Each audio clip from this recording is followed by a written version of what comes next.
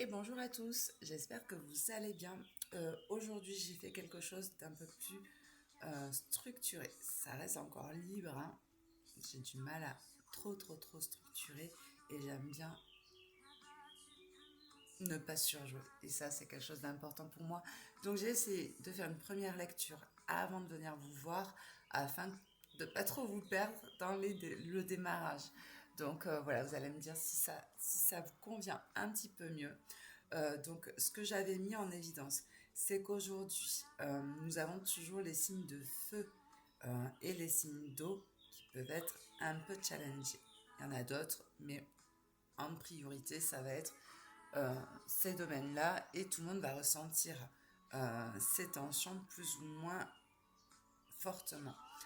C'est-à-dire que là, nous avons toujours ce Mercure en Lion qui nous demande de prendre notre place dans les communications, d'avoir envie de briller, de rayonner et d'être là, et de se montrer et de parler de sa vision, de sa perspective.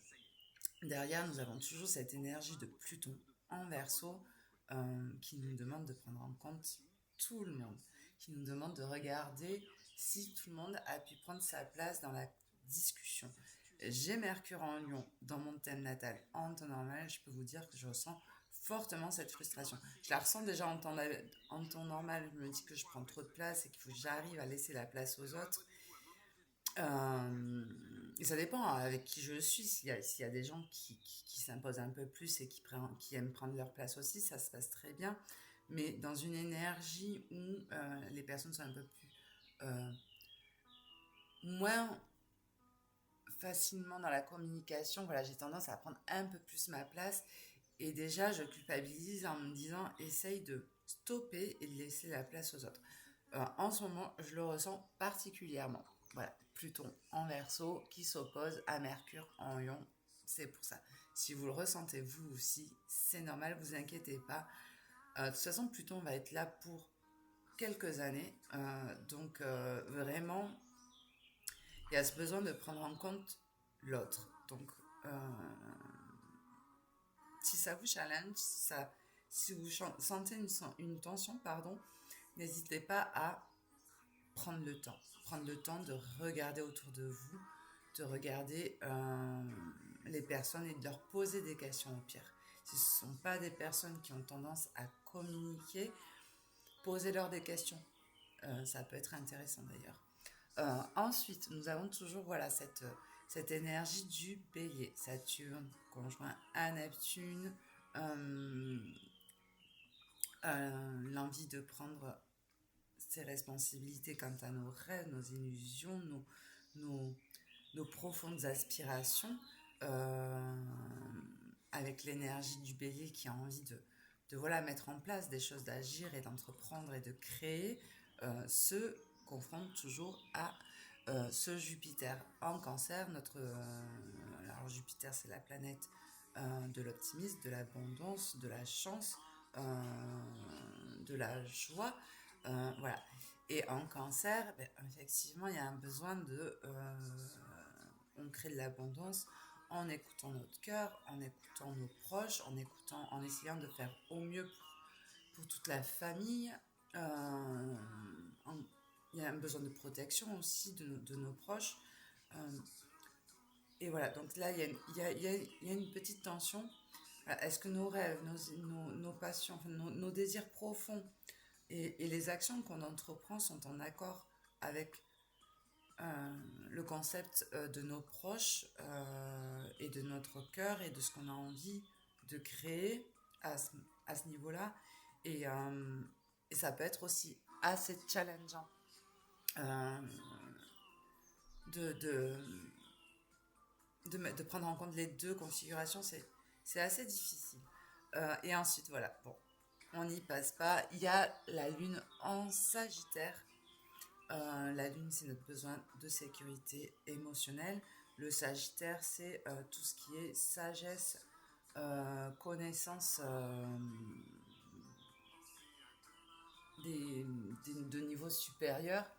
Il y a aussi cette notion d'indépendance, de joie, d'optimisme qui se confronte aussi à nouveau cette fois-ci au soleil en cancer. Vous savez, on est sur la période du cancer. Donc le soleil va être présent un petit moment sur le cancer.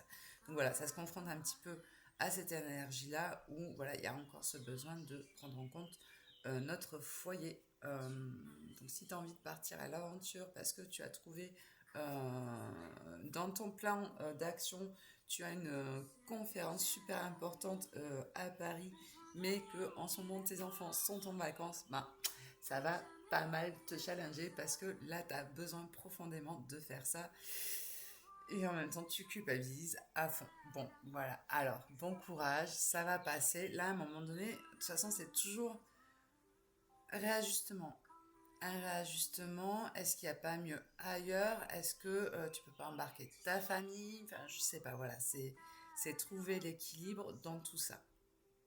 Toujours challengeant, mais c'est faisable si tu ressens et que tu te poses et que tu ajustes. Ça, c'est toujours important dans cette analyse des transits au quotidien. C'est pas que des barrières, c'est des demandes de, de voir large et de prendre en compte toutes les configurations et tout ce qui se passe à l'intérieur de toi.